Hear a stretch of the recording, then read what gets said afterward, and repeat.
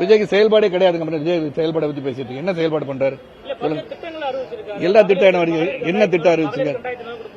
ஆமா, அது திருப்பி இலவசத்தை பத்தி பேசிட்டு இருக்காரு. அப்ப அவர் அதெல்லாம் விட்டுருக்கலாம்ல.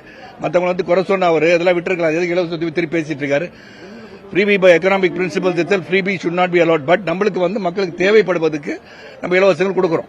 ஆனா இவர் மட்டும் இந்த தேர்தல் அறிக்கையில் இலவசத்தை பத்தி பேச வேற எதுவும் சொல்ல வேண்டியது. புதிய கொள்கைகள், புதிய ஆட்சி முறை கொண்டு வருவோம் ஏதாவது சொன்னார். ஒன்றும் சொல்லலையே. First of all, I don't like to talk about Vijay. யாரு? First of all, ஊழல் ஆட்சி கொடுப்போம்னு அவர் சொல்லணும். வேற என்ன சொல்ல முடியும் அவரால்? என்ன சொல்ல முடியும் சொல்லுங்களேன்? அவர் சொல்லிட்டு இருக்க வேண்டிய கடமை. அவர் கட்சி ஆரம்பிச்சார், வேற என்ன சொல்லுவாரு? அவ்வளவுதான் சொல்ல முடியும் அவரால். வேற எதுவும் சொல்ல முடியாது அவரால். Yes no policies. அவர் கொள்கைகள், கோட்பாடுகள் எதுவும் இல்லாத ஒரு மனிதன் அவர். எல்லா பக்கமும் அவருக்கு நான் 1996 போகும்போது இளைஞர்கள் இதோட இளைஞர்கள் கூட்டம் வந்திருக்கு. அப்ப நீங்களா இல்ல இல்லையா? சோசியல் மீடியாவும் கிடையாது. அதெல்லாம் கூட்டத்தை வச்சு ஒன்னும் கணக்கு பண்ண முடியாது. இது அரசியல் களம் செல்லும் போது அங்க என்ன நடக்குது, நிலவரம் எப்படி இருக்கும் என்பதை நீங்கள் சென்ற பிறகு பார்க்க வேண்டிய ஒன்று. அவருக்கு அரசியல் வருவதை நான் வரவேற்கின்றேன். ஆனால் கொள்கை கோட்பாடு இல்லாத ஒரு இது ஏதோ பேசிட்டு இருக்காரு, அவ்வளவுதான்.